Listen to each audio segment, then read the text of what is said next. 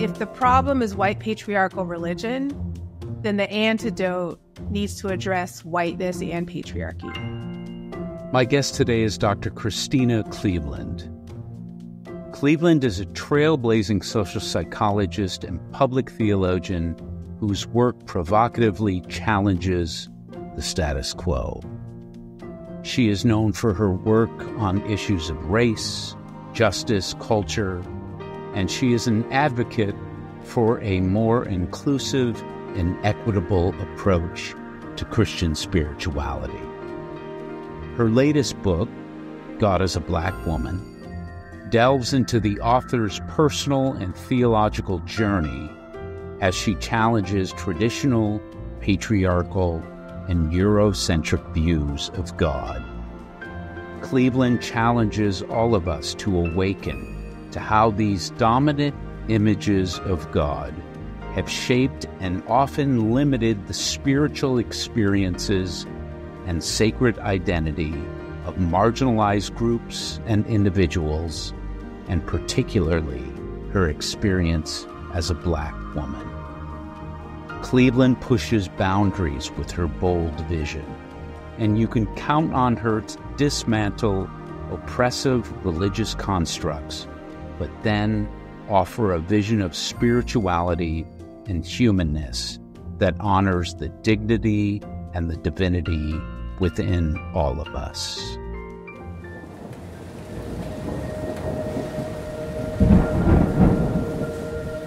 Christena, it is 2024. How would you rate how Eurocentric, Americanized Christianity is doing as far as leaving this construct of God as white, as male, as patriarchal? How is Eurocentric, Americanized Christianity, how's it doing with that as far as leaving? That's an interesting question. I don't know that anyone's asked me that one before. I will preface this by saying I'm happily witnessing from a distance now. I used to be quite enmeshed with Eurocentric, white patriarchal Christianity, and I'm not. And so what I see is what other people see on, Fox News or at Trump rallies or when stories about mega churches show up in the news. And it's that things are humming along smoothly in terms of their devotion to this Eurocentric white male God. I don't think much has changed from where I'm sitting. If anything, it's become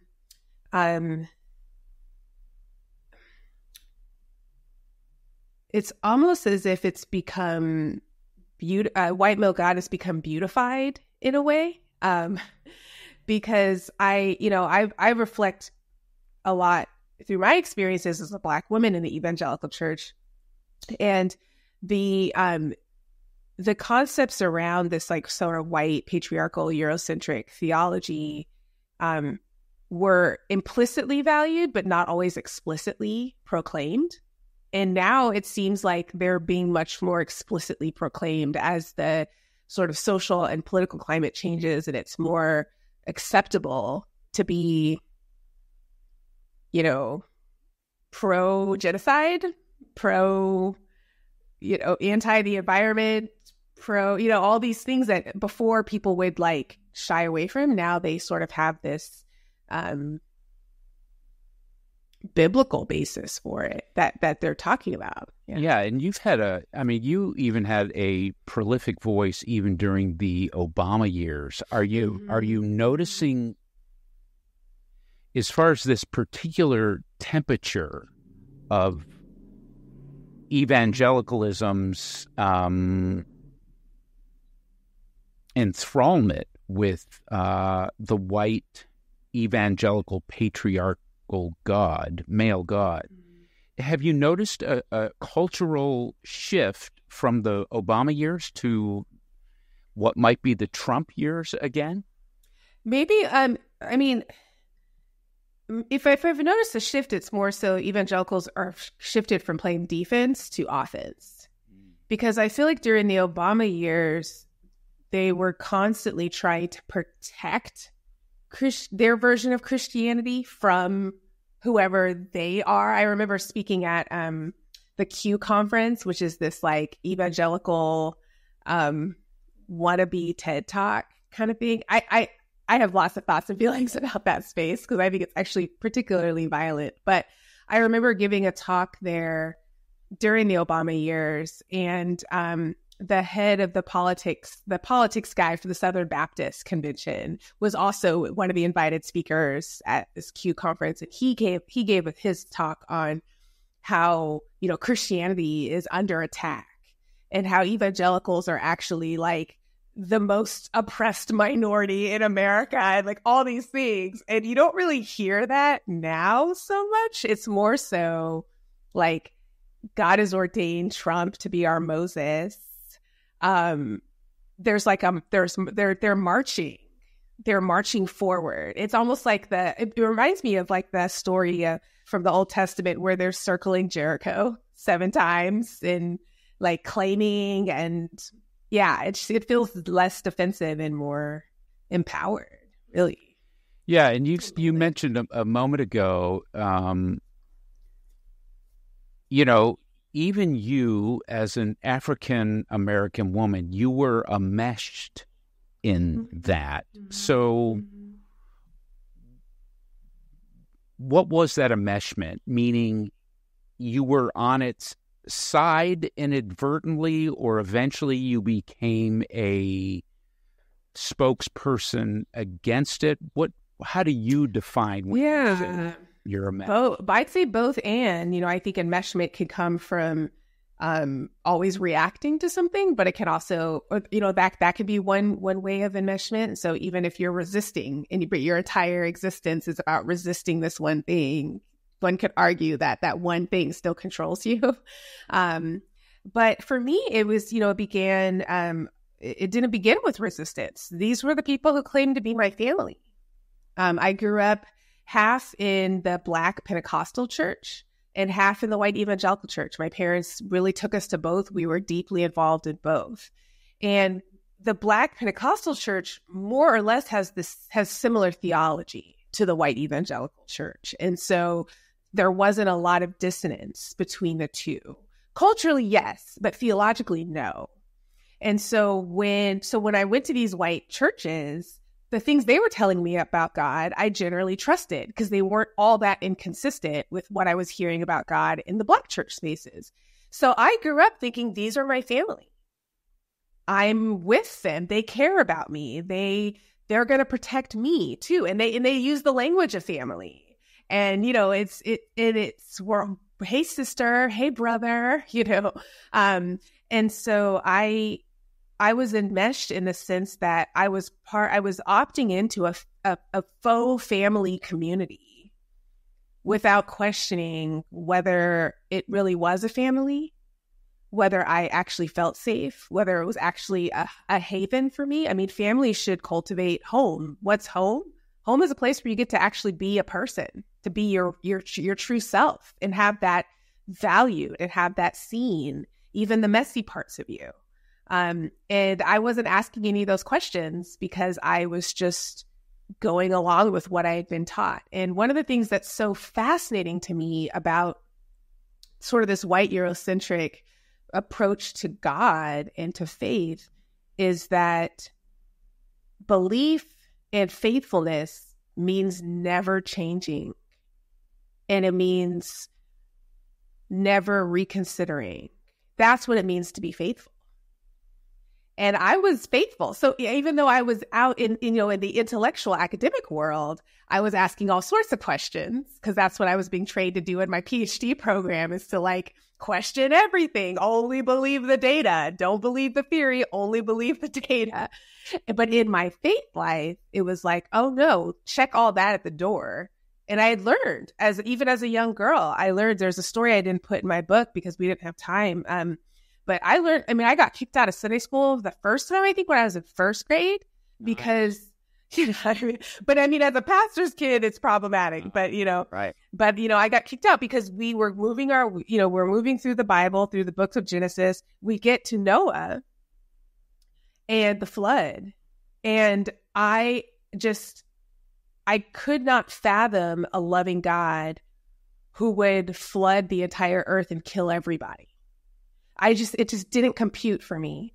And I was picturing drowning babies and drowning puppies. And, and as a little 6-year-old, I'm like, how can this be good? And my teacher was like, but God sent a rainbow. And I'm like, and all the other kids were like, rainbow, awesome. And I'm like, no, that doesn't cut it. Like, that's not, I like rainbows as much as the next 6-year-old, but that's not enough for me. I don't trust this God anymore. And of course, the teacher couldn't handle that. It's like, it's probably some 19-year-old, you know what I mean? It's just some random person who got put in with the kids' church, Right. They weren't prepared for those sorts of questions. And so their reaction. All the same thing. Exactly, right? I mean, they were probably like, oh no, this is someone causing a mutiny in my classroom.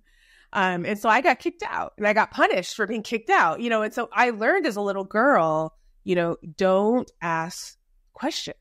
Not here, not in church.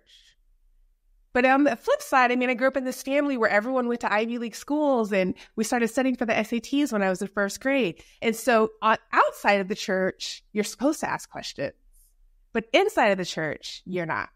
And so it just maintained this enmeshment, right? Because I never felt empowered theologically or sociologically to say, hey, what I think about God matters. Yeah. And so when you talk about, let's say, white evangelical theology and Black evangelical theology, though culturally, of course, especially the white American suburban church and the Black church are culturally different. Theologies are similarities. So in the white evangelical church, which I was kind of part of and then have since left, I left over theological and intellectual and some cultural political reasons. Is Black evangelicalism also experiencing that? The decline the deconstruction. The deconstruction? Yeah, absolutely. Some of the most fascinating, Pew Research that's coming out now is really about particularly Black women leaving the Black church over patriarchy, which is that's the issue with the theology. Is it's hierarchical, it's this off-planet God. It's because white supremacy and patriarchy work so well together. You just see so many of those same really top-down leadership. We're going to tell you what to do. Your body's wisdom doesn't matter. Your body is evil. It's some of the same issues. And so there's an amazing Black female scholar named Tamura Lomax, who's a religious studies professor, I want to say at Michigan State. Her whole career is about Black women leaving the Black church and why. And so it's not just a white evangelical thing. I think the Black Exodus happened is happening like half a generation behind the white evangelical one, in part because Black women are really socialized to be faithful, to be family oriented, to care about everyone but ourselves. And so we're faithful, we're loyal, we are the ones who keep the church running, and so it's that tension around taking care of yourself and caring for others is a lot harder to manage as a Black woman, because we're just socialized to care for everyone. We're just socialized to be much more interdependent than white people typically are. And so choosing ourselves and choosing our truth can be really socially complicated. Yeah. And in your latest book, God is a Black Woman, which I have loved this book. This book has floored me and humbled me. But it's been important to read for me. Talking about this enmeshment, this greater enmeshment.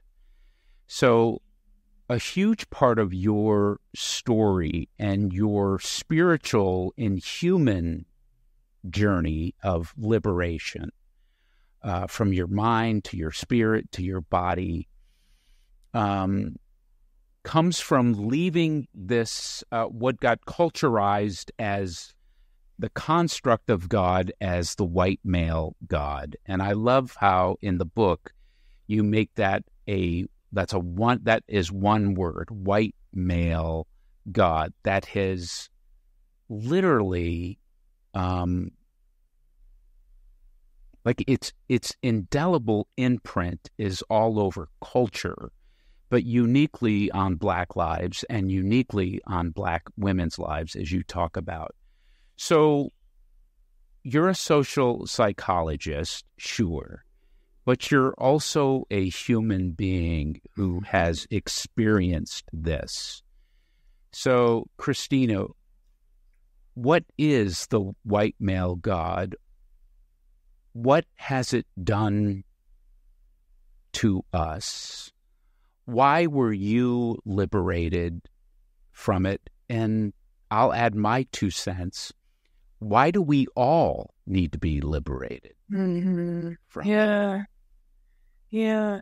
So white male God, I kind of tongue-in-cheek call him the patron saint of white supremacy and patriarchy. He's what makes those impulses and those ways of being seem holy, seem like something to strive for. And he sort of affirms the sacredness, he affirms the sacredness of all that is white and all that is male, or all that is white supremacist and all that is patriarchal. And so, if you look at some of the pillars of patriarchy and white supremacy, you see, an obsession with tradition, an obsession with what other people think, a need for certainty, an addiction to certainty, an addiction to hierarchy and order as defined by whiteness and men. Petulance, a lot of insecurity, like that, like when I think of like a Napoleon or I think of a Machiavelli, I think of a white male God figure, these folks that claim to have a lot of power, but are clearly not secure in that power. Like when I think of an unhealthy ego, like I think of that constantly needs to be affirmed, it constantly needs to prove that it's right, and constantly needs to squash other perspectives. And so you see this throughout all of American society, right? You see it with the white men who claim that they're being discriminated against when someone says, hey, racism exists, or you see this in the Me Too movement where women are finally finding the voice to call out their oppressors, and the men are saying they're being attacked and they're not being understood. Or when they react to, no, it's not that Black lives matter, it's that all lives, exactly. An inability to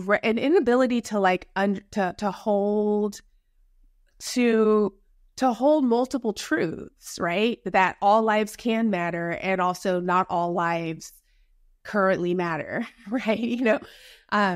What did this, because you, in the book, you talk about that construct of God, even it just pervaded America, white or Black churches. Right. And also church or not church, because you see it everywhere. You see it in the Supreme Court. You see it in how the Supreme Court is legislating what women can and cannot do with their bodies. That's a classic white male God move. Control, control, control. Especially men controlling women in their bodies, right? And this idea that the moral compass is in whiteness and maleness, and that you can't trust people with other bodies to have a moral center that is trustworthy, that is grounded. So is the white male God is ultimately viewing spirituality, humanness, culture, even something as success, even as shallow as or deep as success is through whiteness. So, and maleness, and and then both of those things in the agency of patriarchy, having the power to be a patriarch. So what did that do to you as a wonderful young African-American woman? I mean, it almost killed me. It tried to kill me. White male God tried to kill me. He wasn't successful. But, I mean, I look in the mirror today, every day, and I think, I'm almost 44 years old. And I think, why, this is like emotional, why did it take me so long to know that I was beautiful? How did I look in the mirror for years and years and years and not be in awe of my own sacred beauty? And it's amazing to me because I'm so strong in so many ways. And I was on all these huge stages in the evangelical world. I was a columnist for Christianity Today magazine. I was a keynote speaker at Urbana. You name it, I did it. And yet on the inside, so on the outside, I looked really successful, but on the inside, I couldn't see my own beauty. I couldn't trust my own voice. I needed multiple other people who are like my spiritual heads to affirm decisions that I was making. I had silenced my questions, my real questions about God, and just sort of silenced them by memorizing scripture or doing spiritual practices that would calm those anxieties down. Well, not even really calm them, just numb them, because the anxiety stayed that I had about faith, about why the church wasn't responding to Trayvon Martin the way that my soul needed it to. If you're going to call me family, why don't you care about my brother who was just killed? And so I had all of these ways in which on the outside I look strong and successful, professor at Duke Divinity School, all these things, but on the inside, my identity was just mush. It was just whatever the white patriarchal world thought was valuable, that's what I wanted. And that's a huge reason why I even took my job at Duke, was because I thought, this platform will affirm my calling. I have this name, I have this position, I have this place that can say, yes, that like her voice matters. And one of my colleagues at Duke, Kate Bowler, who's a church historian, wrote a book about women in power in the evangelical church. I think it's called The Preacher's Wife. And she actually interviewed me. I'm in one of the chapters because her main thesis is that in order to be a woman in the evangelical church and have any sort of power, or what we might even call, I don't know if it's real power, but what we might call power, you have to be married to a man who has power, or you have to be associated with an institution that has power. And so she does that's why she calls it The Preacher's Wife. And then she has one chapter on outliers, and I'm in that chapter because she was like, how did you possibly get the platform that you have without being married or working for InterVarsity or working for a denomination or any of these, I was this kind of wild woman out there just with a voice. And the way I was able to do it was by contorting myself into what the white patriarchal God wanted. I've said this jokingly, but it's not really funny. I became as close as you could to a white man while still being a Black woman. In the way I communicated, in the resume that I amassed, in the books that I wrote, in everything I did, I put a certain part of myself forward, but all the other parts of myself had to be atrophied. So and that's when I first came in contact with you. By the way, I think a lot of times our deconstruction starts to happen here before we even admit it here. So when I first came in contact with you, you were on those stages. Mm-hmm. When you look back at that time, and back to what you just said, acting as much as a white male as a Black woman, do you view that then as being tokenized by whiteness or white white evangelical? Oh, totally. Yeah. And so I remember reading Malcolm X's autobiography at some point, and he called himself a mascot. And I thought, that's me. I'm a mascot. They parade me out here, to say a couple things, but then they just go on about their business and nothing ever changes. And I was in those meetings. I was at trustee retreats. I was at board meetings. I was at the table, and it's like, just being at the table doesn't matter. That is not a goal. That is not an effective goal, because you can be at those tables and be there when they hear you and say, we absolutely are not going to do that. And even though you're a brilliant, intelligent Black woman, they still want you around because these aspects of your success reflect the whiteness they want in you. Totally. Is that what it is? Yeah. Yeah. And I was valued because of the credentials that I had. And to be honest, because of the way that I'm light skinned. I have my curl pattern is not as wavy, rather than kinky or curly. I can code switch. And so I can talk a certain way when I'm with white folks that's legible to them, that's hospitable to them. I'm super cute. I was especially super cute 10 years ago when I was like in my 30s. There's so many ways in which like I just conform to this ideal that's racist and misogynistic. And there are plenty of people who could have even had my skills and education who would not have been invited into that table because they would have been darker, or they would have had a different nose than me, or they wouldn't be, attractive according to the white male gaze. And so it's just, and I dealt with a lot of that too. I could write a whole book on just #church too, and what I experienced as a young, beautiful Black woman, unmarried, in those spaces.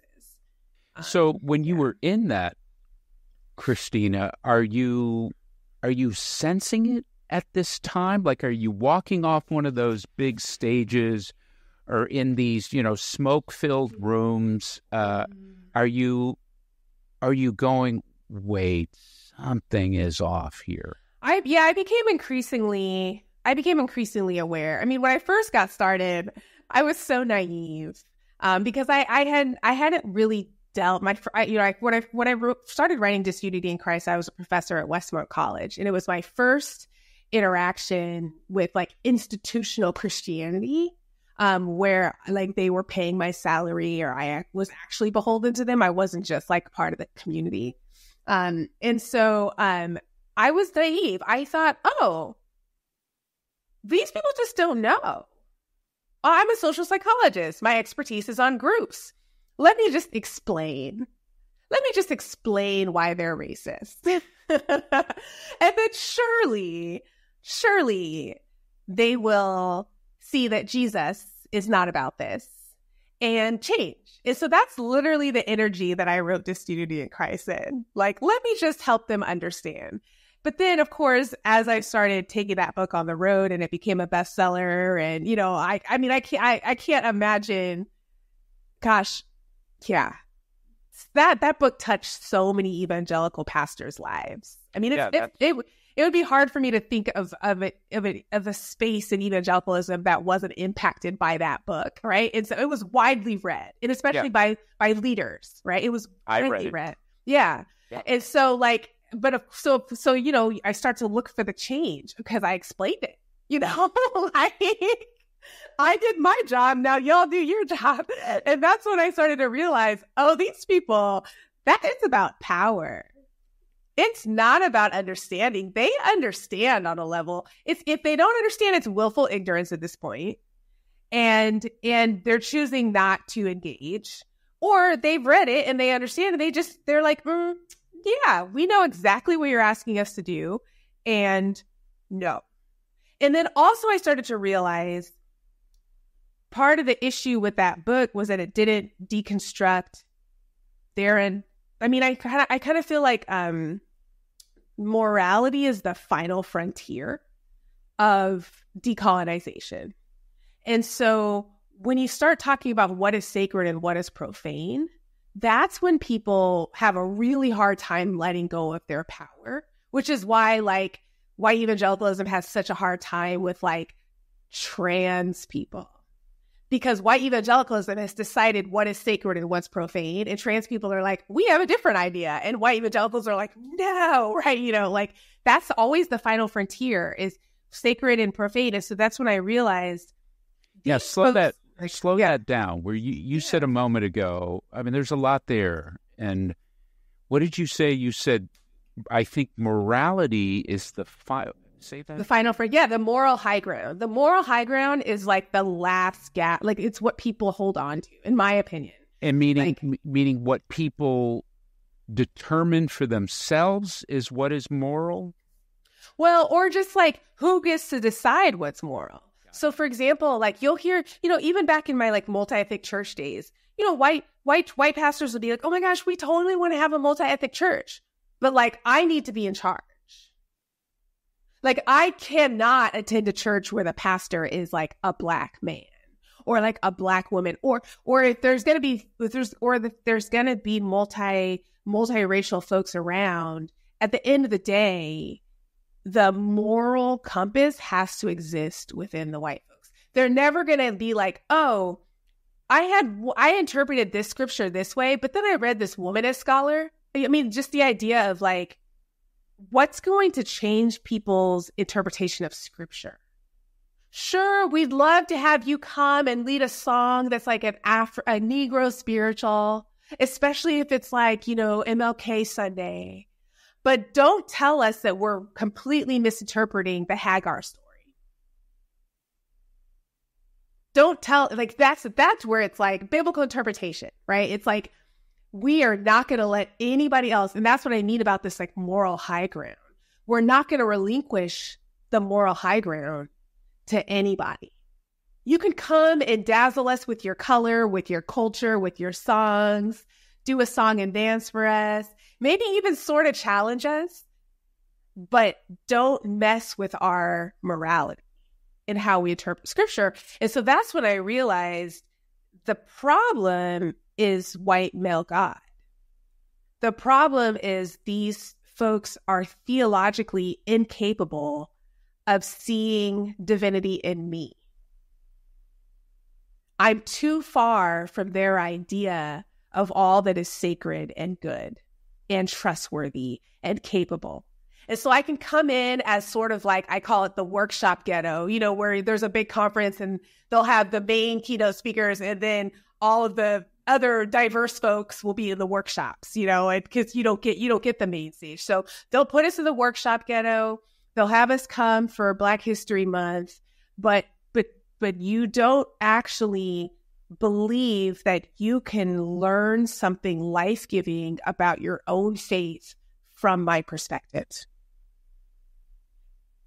It's the classic Jairus and the woman who's been bleeding for 12 years scenario, where Jesus said, before I'm going to go handle your issue, Jairus, you have to listen to her truth. Because her truth is actually what's going to heal your situation.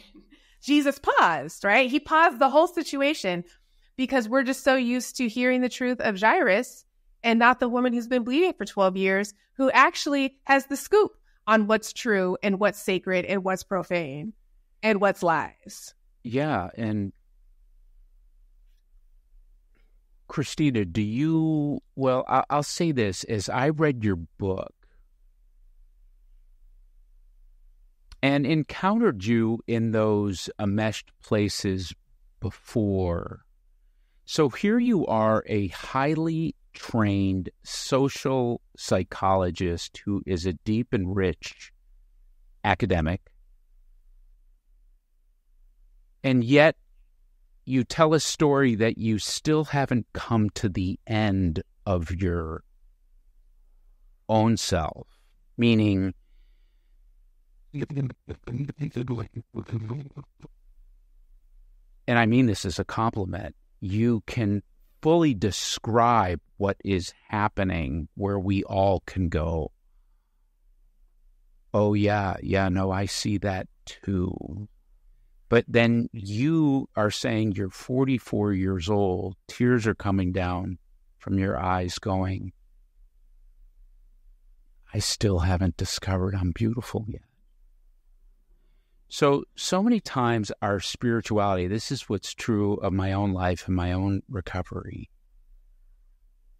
So many times we're trying to reach out to God thinking that's where we get the spiritual life. But I have found that my spiritual life never comes from reaching out to God. It's always going deep within. I have to find myself, my true self within. And so you tell this story of you then picking up your bags, heading to France, making a 450-mile trek to visit these 18 Black Madonnas, but you also inform us that there's 450 total. There's so many in the world. Yeah. But what I read was you have so much to comment experientially, embodied-wise to this greater narrative. But it is still the story about you, about... Yeah. So tell us, what was your experience, your embodiment with the sacred Black feminine, the Black Madonna, your own realization that beauty, you're beautiful and far deeper than skin, my God. Yeah. Right? I'm sacred. Yes. Sacred. So tell us about that.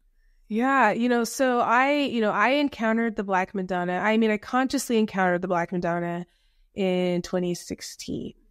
I was in my mid-30s. Trump had just been elected. Me Too movement's going on. Black Lives Matter is, getting started, and there's a consciousness around that. And that's when it all clicked for me. I need a God who can affirm my sacredness as a Black woman. And I know that I can't find that in the white evangelical spaces where I make my money. And I know I can't find that in even the Black church spaces that do affirm a Black Christ. I love Black liberation theology. I love James Cone. I love Gay Wilmar. All those folks I love, and I wouldn't be where I am without starting with a Black Christ. But I knew that as a woman, particularly in light of Trump getting elected, Brett Kavanaugh being named Supreme Court Justice, even though women were coming out of the woodwork saying that he was abusive, and the Me Too movement, I knew I need more than just a Black Christ. I need a Black and female Christ. And so that's when I started looking for the Black Madonna. And I didn't even know, I think my spiritual director was like, she's a great person, but from that evangelical world. So she was like, I think there's something called the Black Madonna, and I just Googled. And the moment I saw the first image of the Black Madonna, I saw the Black Madonna of Antony, who's in France. And my whole body exhaled. And I realized, I don't think I've breathed. I've been holding this in my whole life. Like, all the questions I had as a little girl.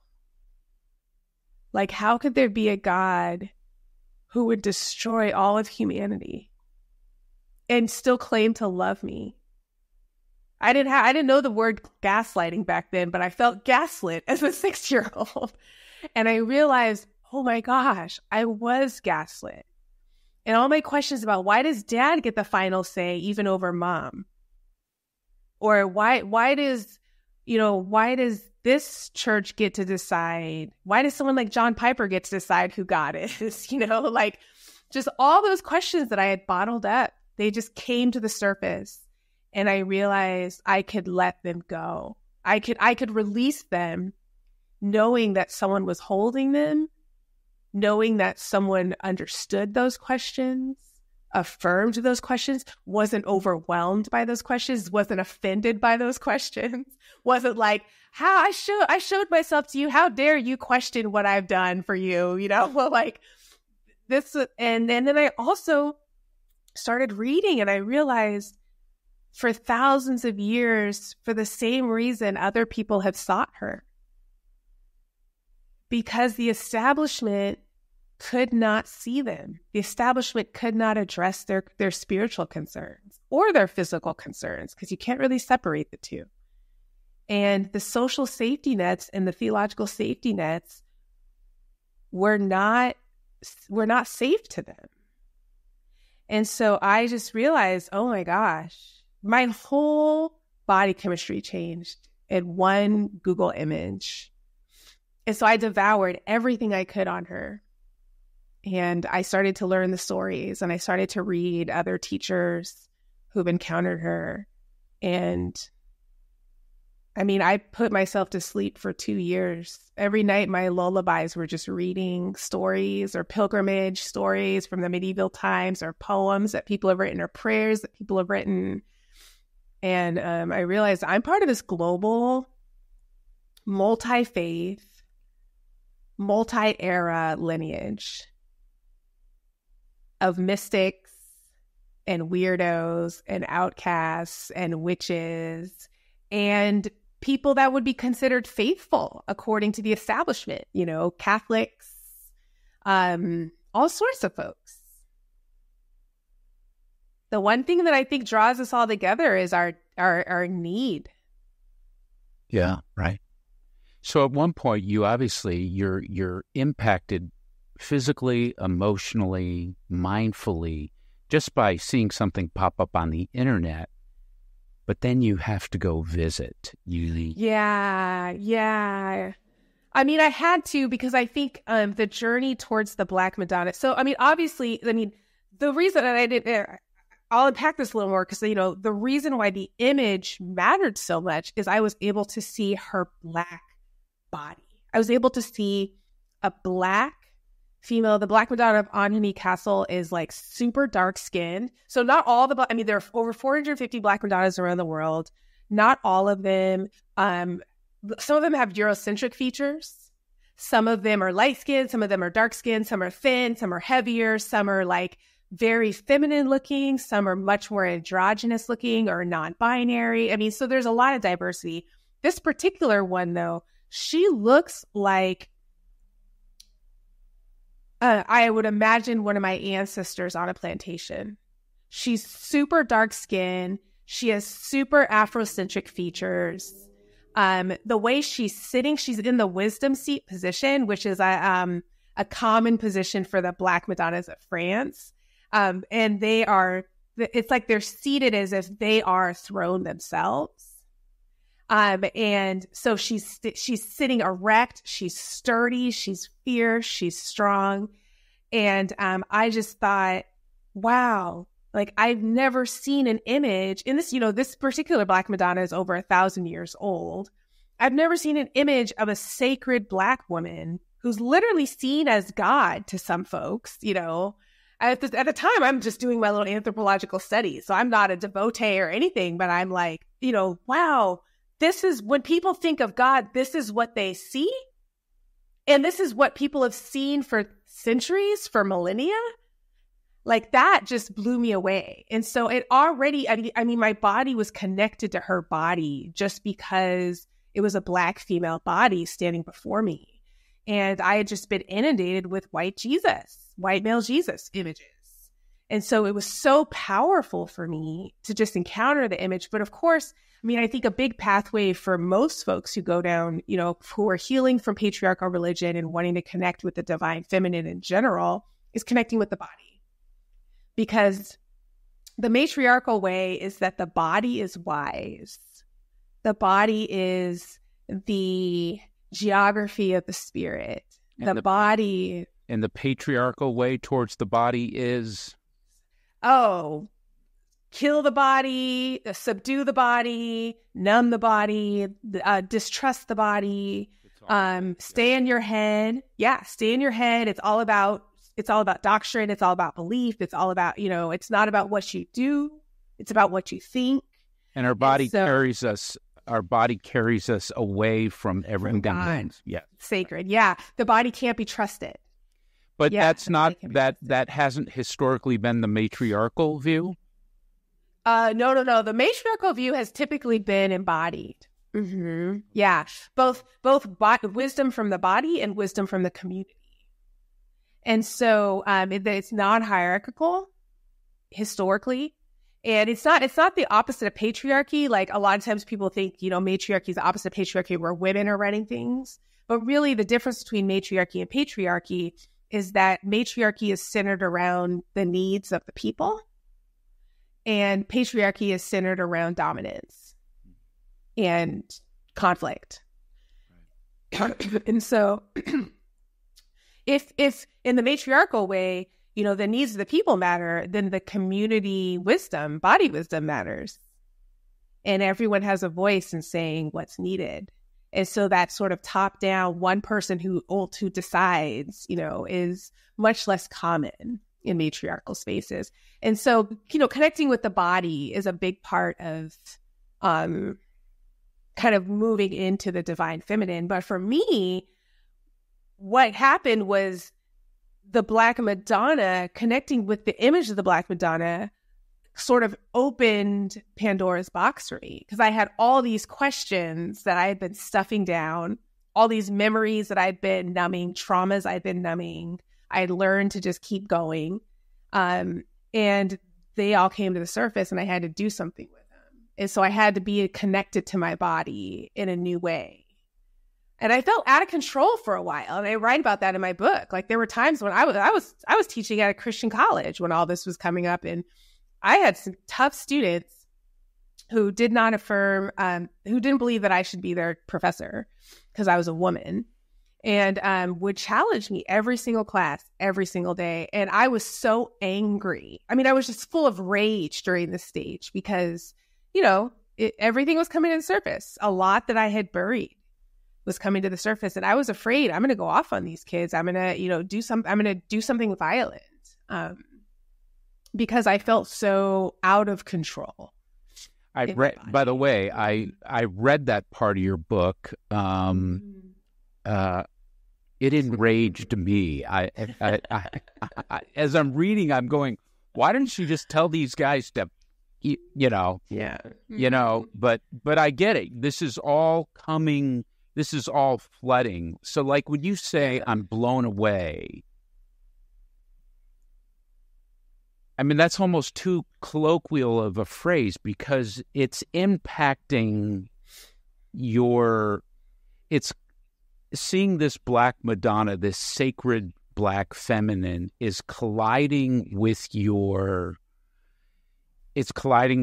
trauma. It's colliding with this construct of God that you have adopted, been enmeshed with, taught to be follow, serve, and obedient, that you have not felt loved, cherished, or sacred about, right? That's what blown away is?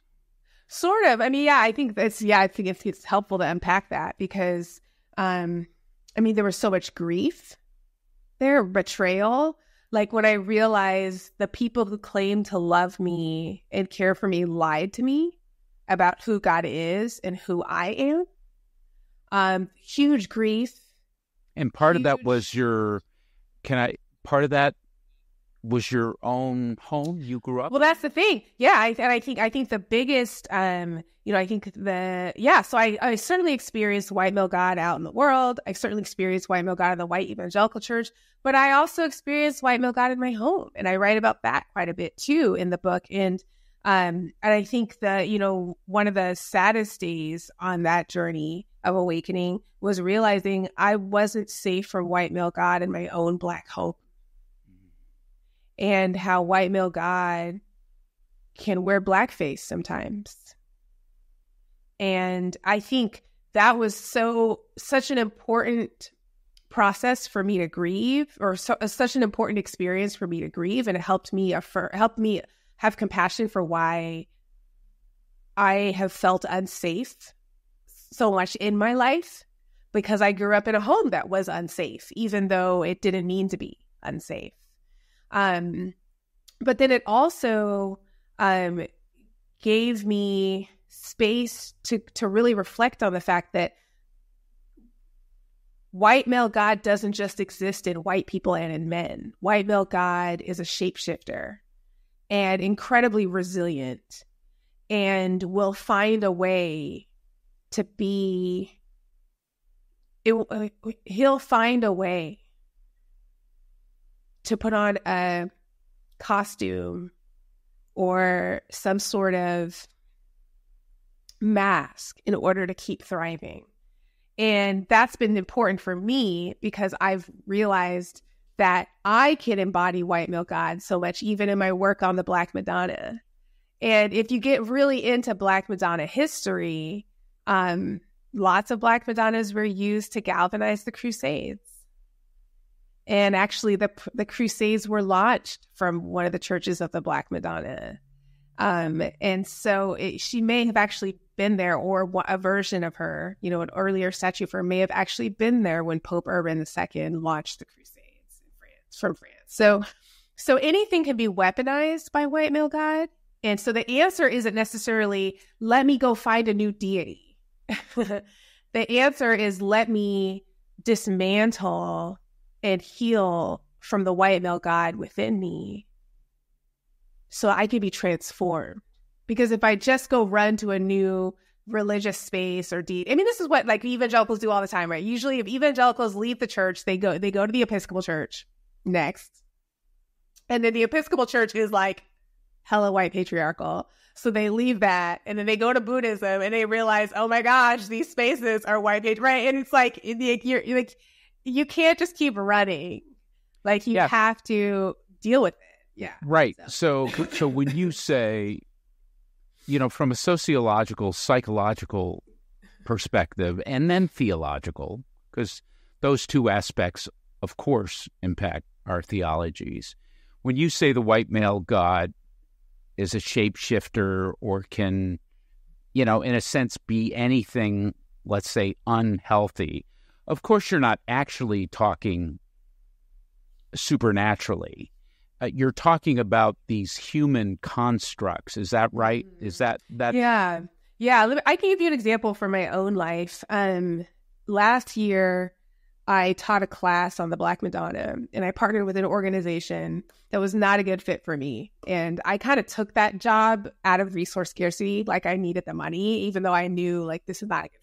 So this collaboration was a shit show from the beginning, and it was really hard. But when we finally got to the actual class, because their audience is not a good fit for me, they had a bunch of students in the class who were just really problematic. And there were several white Black Madonna teachers who don't like the way that I talk about the Black Madonna, who signed up for the class just to troll me during the class.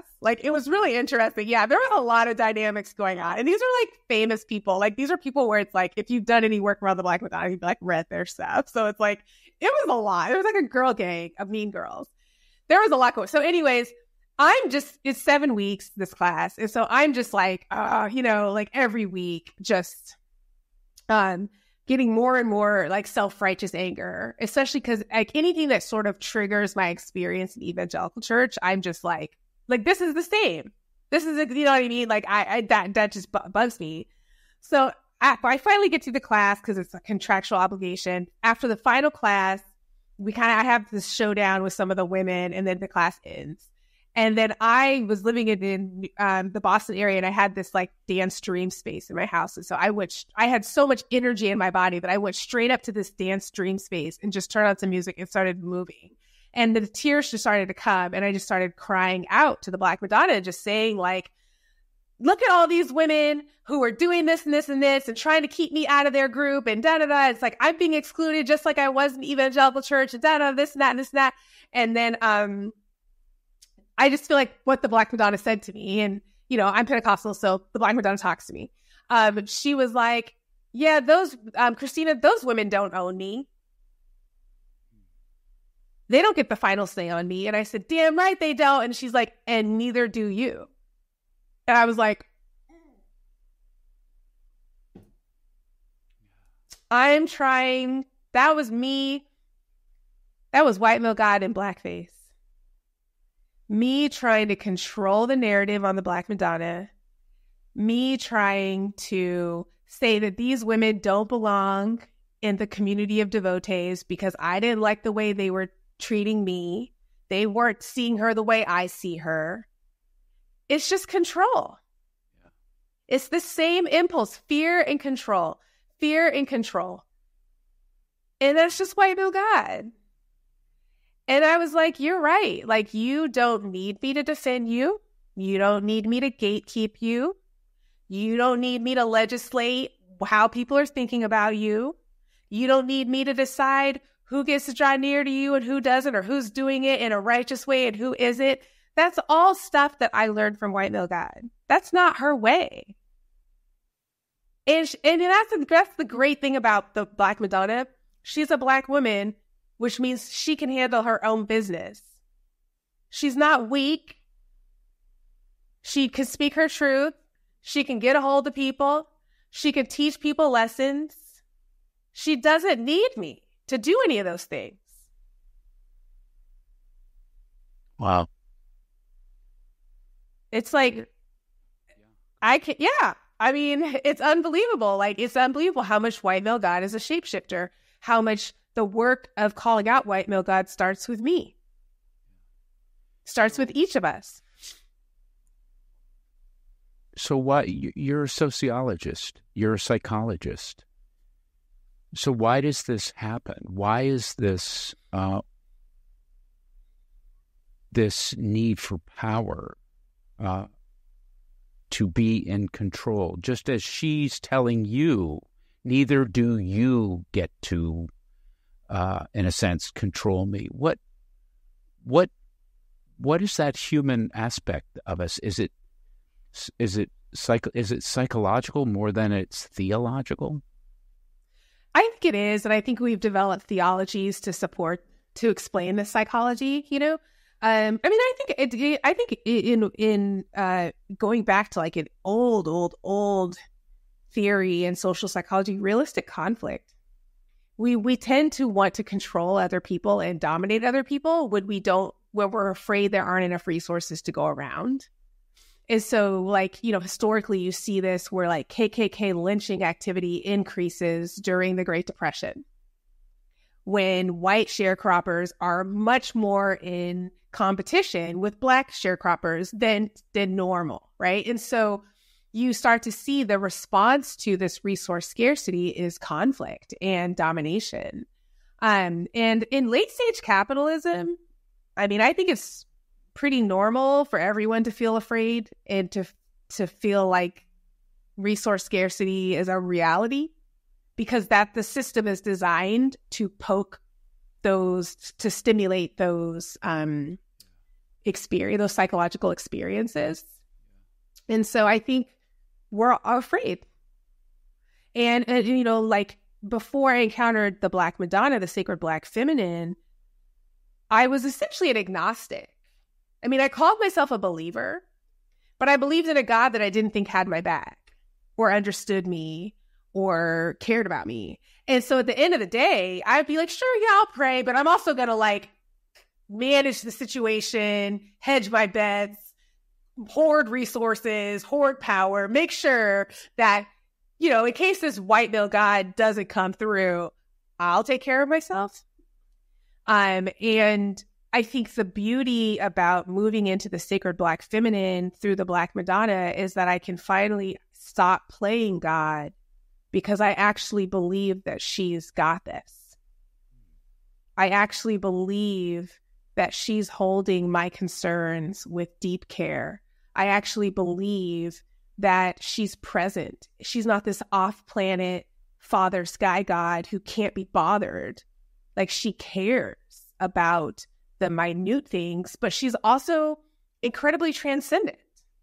One of the oldest, there's a really cool Eastern Orthodox prayer called the Akathist to the Theotokos, which is about the Black Madonna, because this was written in the 3rd or 4th century. And back then, all the images of Jesus and Mary were Black or brown. So it's about the Black Madonna, even if it's not explicitly about the Black Madonna. And one of the names, there's hundreds of names that they have for her. It's just a prayer proclaiming her names. It goes on for like 15 minutes if you listen to it in its entirety. And one of them is, she's the enclosure of the God whom nothing can enclose. So there's vastness too, right? There's this like intimacy, that's kind of intimacy that you would experience with a mother, and she's interested in the nitty gritty of our lives, but she's also the enclosure of the God that nothing can enclose. And so she can handle it all. And Black women, I mean, if a Black woman is God, then it's handled.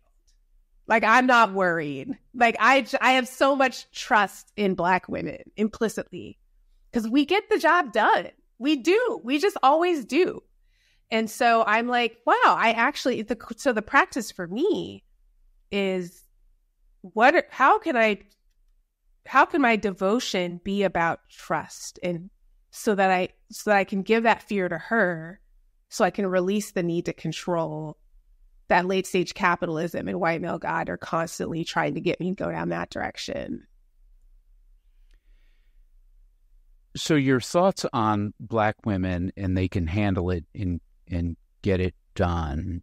I want to ask you a question about the current state for Black women. When I was in a master's thesis cohort at Harvard, I was with a group of students, and we were all working on our thesis work, and there was this wonderful African-American woman who was working on a thesis project that she was actually trying to get incorporated into Boston area schools about discrimination that was happening to young Black women about their hairstyles, that their hairstyles were not reflecting whiteness, and that all the studies were showing that more Black women were being suspended in school, more Black women were being kicked out of school,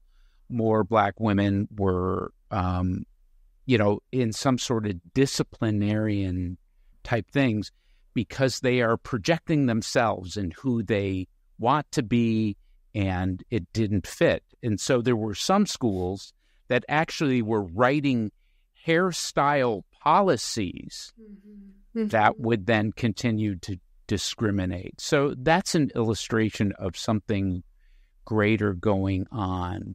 Christena, why do Black women have it tough?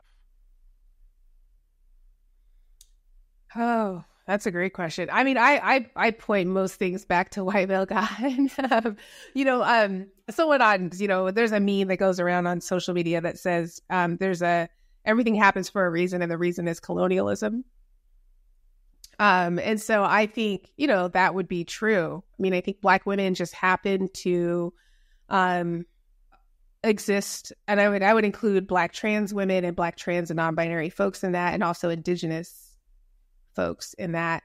But we exist at the bottom of the social ladder according to our society, and so it's. I mean, white supremacy and patriarchy are annoying, but they're incredibly predictable. Like, you kind of always know what they're going to do, and so it's not surprising that Black trans women have a life expectancy of 34 years, less than 34 years. It's not surprising that the average Black trans woman this year will make $8,000 of income, because it's all very predictable. We know what our society values, and we know what our society doesn't value. And if you embody what isn't valued, it's just going to be, your life is going to be an uphill battle. And the reason why I point all this back to white male God is because white male God and the construct of white male God determines who's sacred and who's profane, whose life is worth protecting and whose life isn't. Who gets a second chance? In other words, who gets to be human and who doesn't? Whose testimony is trustworthy? Whose isn't? Whose spiritual leadership is moral? Whose isn't?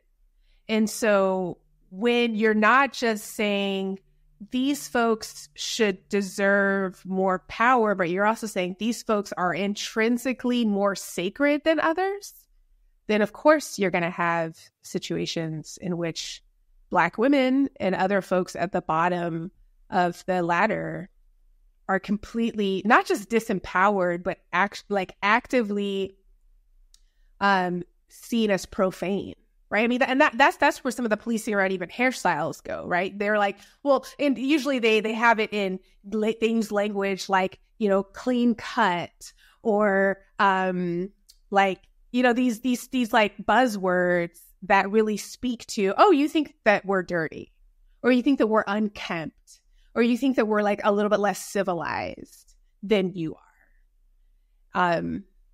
But that's another reason why I'm like, it comes down to sacredness, because if you truly believe that Black women are sacred, then why wouldn't you believe that the way that we choose to care for our hair is also sacred and necessary and wise, and that we know what's best for our hair? Yeah. Or we want to express ourselves just the way we want to. And that's holy. Yeah, I mean, I love, James Cone said, Blackness is the image of God in Black people. If you don't like Blackness, then you don't like God. You know what I mean? Like, Blackness is the image of God in Black people. Well, one of the things you said in the book that hit me, and here I am. What am I? I am a white, gray-haired, former evangelical minister. And you said something in the book that you go,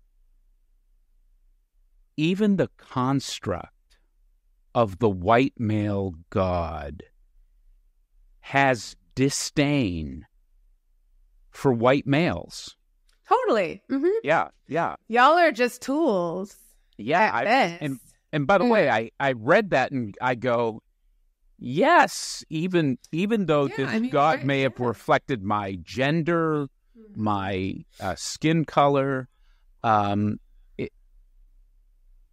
this construct I have of God doesn't like me either. No, I think I call it his tiny, terrifying circle of acceptability. You know, like it's just gets smaller and smaller and smaller and smaller, and nobody actually can conform to it. I mean, but everyone's scrambling to conform to it, and some people have tricked themselves into thinking that they can conform to it because they show up in a white body or a male body or a Black female body like mine that can contort as much as possible. But the fact of the matter is he's playing us all. Because nobody, and you see this, I mean, it's like you see this in the evangelical church where it's like, oh my gosh, the level, I mean, I saw this up close and personal because there's just so many people in my Rolodex that are like big name people that people would, like, from the outside think are amazing. And then on the inside, you just see a lot of repression. You see a lot of addiction. You see a lot of like really unhealthy behaviors that are all human when you think about the pressure cooker these white men are living under, to be perfect, to have the perfect family, to have the perfect life, to always have the answers, to always be on a pedestal. I mean, it's so dehumanizing. And so I think part of what was helpful for me being in those spaces is being like, oh my gosh, your life is like an actual shit show. But on the outside, you're this New York Times bestselling author, megachurch pastor, head of this major organization, whatever. But like, you are so ungrounded and so terrified and so insecure, and realizing like this is the disease of white male God, is that we're all trying so hard to please this unpleasable taskmaster, distant God who has no interest in embracing us. And none of us have ever stopped to ask ourselves, do we even like him? Do we even want to be devoted to him? We're all just afraid. And I think too, like the first stage, like even before the grief of walking down this path towards a sacred Black feminine was actually terror. Because I grew up evangelical. My first question was, am I going to go to hell? The first question is about salvation for evangelicals. When you start to question, and most people never get past that because it's too terrifying. We've been told our whole lives, this is who God is, and this is what happens if you cross him. You literally get sent to eternal damnation. And none of us ever stop to think, do I even believe this? Because we're too terrified to ask. And then you see people like Rob Bell who start to ask those questions and they just get clobbered.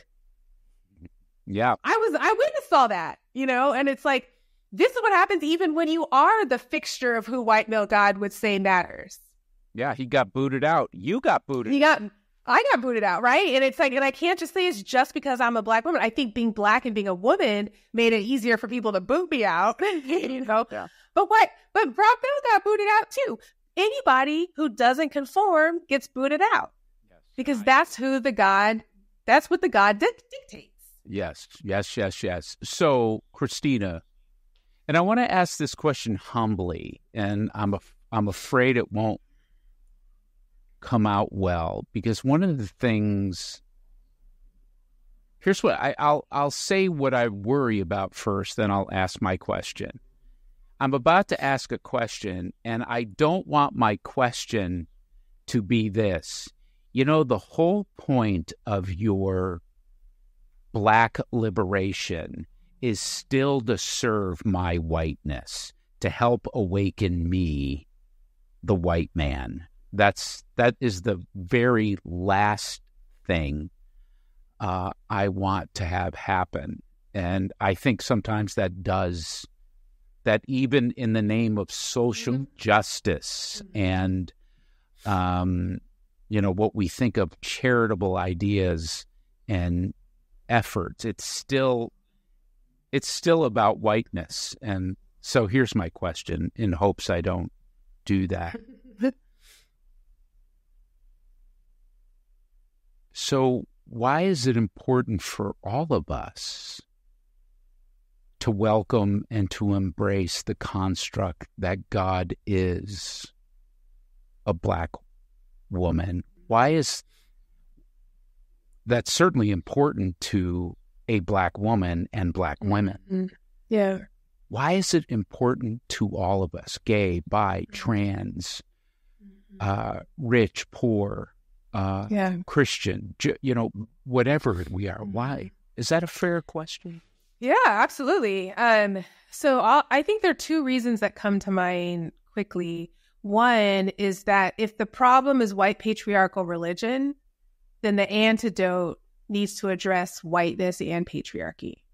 And so just a Black Christ is not necessarily going to dismantle the patriarchal side. And just the divine feminine, which is usually white, you see like a picture of like St. Bridget or something like that, is not going to dismantle the anti-Blackness that's at the heart of so much religion. And so, just from a social science perspective, like you need if you have an intersectional problem, you need an intersectional solution that addresses both race and gender. So I think anybody who wants to heal from white patriarchal religion needs a spiritual path that's going to help them unpack both the racism and the sexism that's inherent in what they have internalized and embodied. So that's one reason why. But I think in my opinion, I love the Black Madonna. Like, I feel like she's like a Nobel Prize winning scientist, she can rock with the intellectuals and she's deep. But I think she's beyond that too. I think what she really wants to do is not just intellectually dismantle some of what we've inherited, but I think she really wants to transform us. And I love the journey that I've been on and the way that it's impacted people, because it's invited them to go on their own journey of finding themselves in the divine. And at the end of the day, do I need everybody to believe that God is a Black woman? No, I don't. I think it's good for your well-being to believe that. But at the end of the day, I need everyone to find themselves in the divine and to feel like they are empowered to seek out, imagine, and dream up a cosmology that affirms their sacredness and transforms their relationship to themselves. Because, if everybody did that, if everyone truly thought that they were sacred, that would transform the way that we treat each other. I'd love it if white men actually thought they were sacred. Then they would spend a lot less time trying to squash me and silence me. It all comes out of insecurity. It all comes out of unworthiness. It all comes out of shame. It all comes out of fear, right? And so, the pathway to the sacred Black feminine can just be a way for other people to find the sacred whatever they are.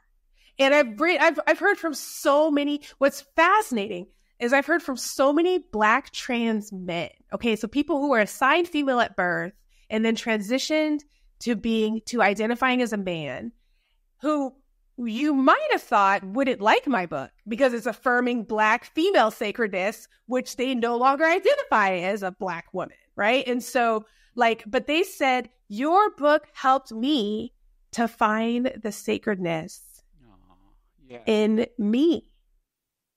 It sent me on a journey to affirm my sacred Black masculinity as a trans man. And I'm like, that is the point. The point is that God literally, the point is that, all lives do matter. The point is that all people can find themselves in the divine. The point is that God is a white man, and all of the things. And so we all can find ourselves in the divine in a way that releases us rather than sets us apart from others, if that makes sense. Yeah, totally. Yeah. And I think, no, that's so rich in what you're saying. And, the word that comes to me as I hear sacred, I certainly hear the word sacred when I hear the word sacred, all the wonderful things, transcendent ideas of it. But I also hear the word love. Being sacred is, Christena, I still hold, and who knows if I'm right, but I still hold that love is the central energy. It's the central force of the universe. And, in my Christian spirituality, which has really evolved, I certainly hold on to cataphatic faith and apophatic faith. Cataphatic faith are these constructs that, in a human sense, we create to make God relatable to us. But to your point, that should never be unchanging. We should be tearing down our cataphatic constructs of God if the arc of love proves them to be unhealthy, like the white male God. Even I am tearing down that image.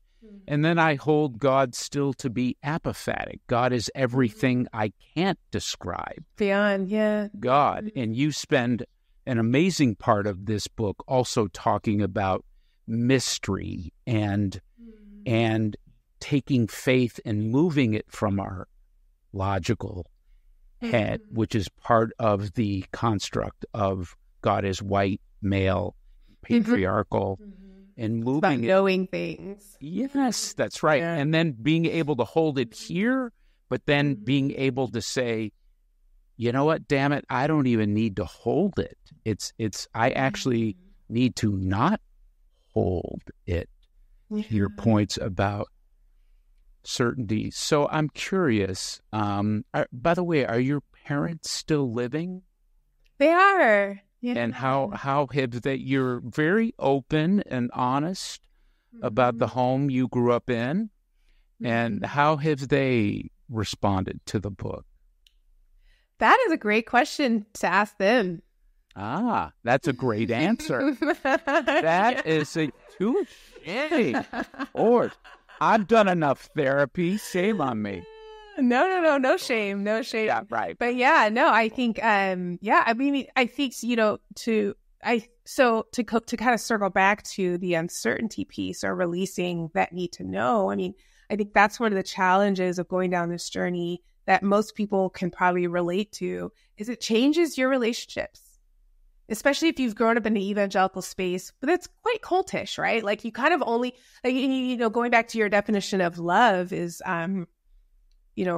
being cherished, being accepted, being embraced. Like those things change when you no longer profess what you've been expected to profess.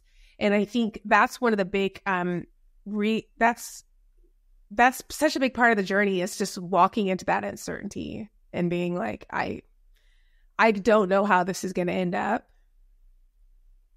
I can't control it. And any of my attempts to control it are probably white male God infused attempts. And so, and I think that's why so many of us don't ever go on this journey. Yeah. I think because it's too scary. We're intentionally not given the theological tools to deal with uncertainty. But you know what, Christena, you're right. That's why so many don't. But more and more are going on hard. Mm-hmm. Yeah. But they're coming and they're saying, like, how do we be now? What do we pray? Tell us what to do. And I'm like, first of all, I'm not really interested in making those claims, because that just seems like, I think it's so important to be in that desert space and to not just grab onto a new way, But then also I'm like, I don't know. I was literally talking with a friend this morning on my morning run. Like, I want to develop a canon for the Black Madonna, because there's nothing there. There's nothing to just walk into. I mean, that's the nice thing about the evangelical church, is it's an institution. Like, you can walk in, sign up for the volunteer list, get involved, start, oh yeah, join the Beth Moore Bible study, do whatever you need to do, right? I mean, and all that falls apart. And so it's really an opportunity to walk into the mystery and to be held by the mystery. And that's another reason why the Black Madonna is awesome, because she's actually Black. And so mystery is her, like, that is her jam, like, if you want to feel accompanied in uncertainty, in mystery, in death, in any of that, the Black Madonna is, like, known for, like her radiant darkness. She's so dark that she shines the way. Like, I mean, it's unbelievable. And when you hear these stories, it's like, oh my gosh. Oh, I bet. I mean, do you remember how, with our constructs, do you remember how afraid we were of uncertainty and giving it up? Mm-hmm. And then, wasn't it just exhausting being certain about everything? It's just so damn exhausting. And it's so freeing to go. Is it not so freeing to go, you know what? I don't know. I'm an Enneagram 1. Okay. So it's actually okay. So I can see why it would be exhausting for you, but I'm like, it's exhausting to not be certain. It's exhausting to intentionally, as an Enneagram 1, say, I don't know. I don't know what's best.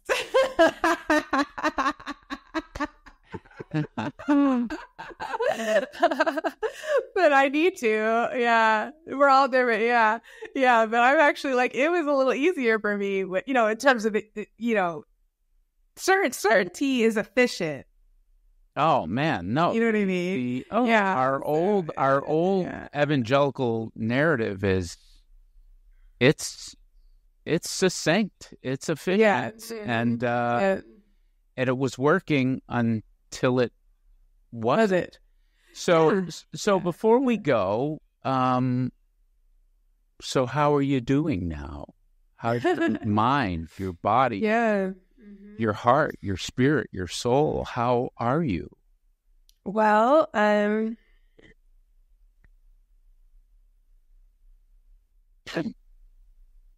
I feel more in love with God than I ever have. Enraptured would be a good word. I don't think that the God in my embodied soul is super recognizable to the evangelical gatekeepers, but I feel like I'm more devoted and more in love than I ever have been. So I love that. I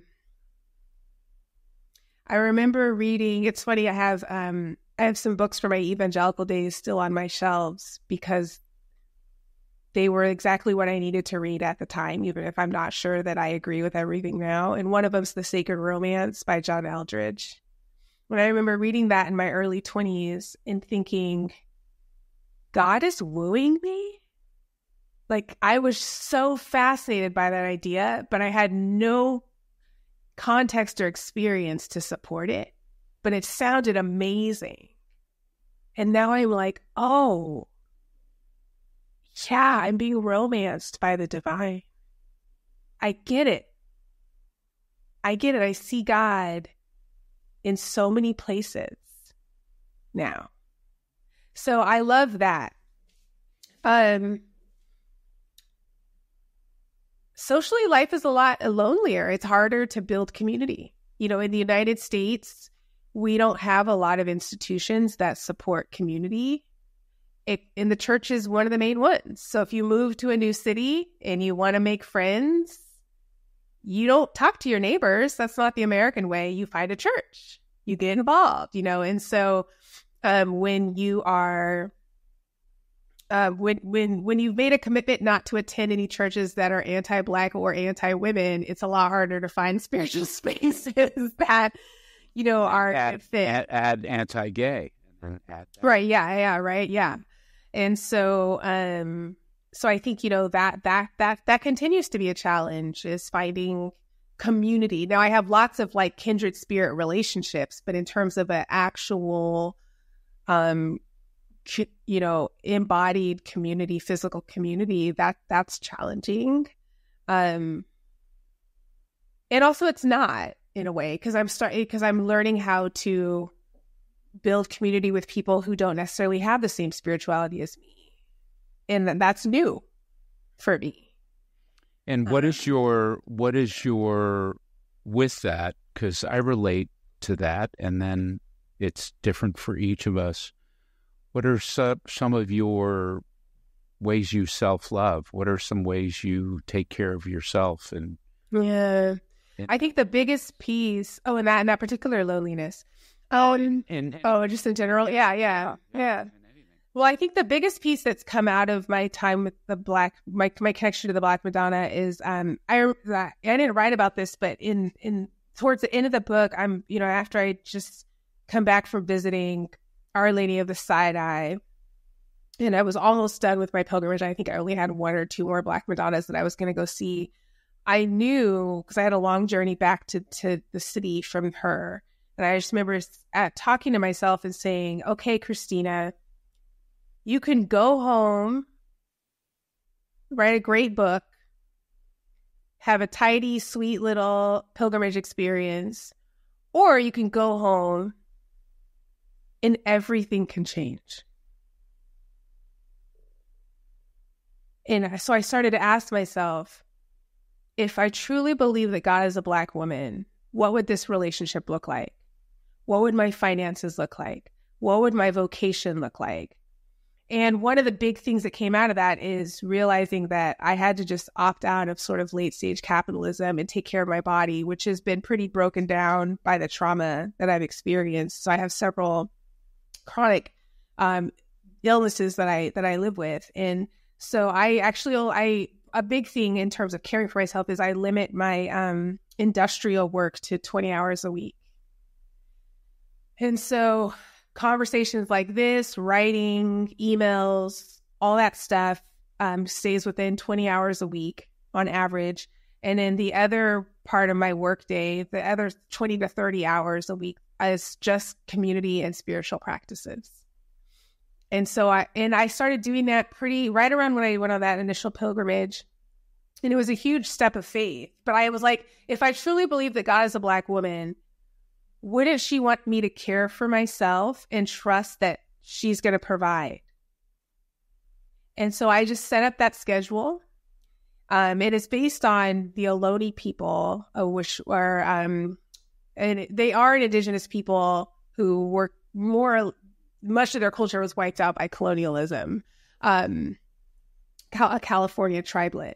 And so, they on average, they did 19 hours of industrial work because they understood the value of spiritual and community practices. And so, like, for example, the men who would go out to hunt would spend 4 hours in the sweat lodge praying and then spend 4 hours hunting, knowing that they're connected.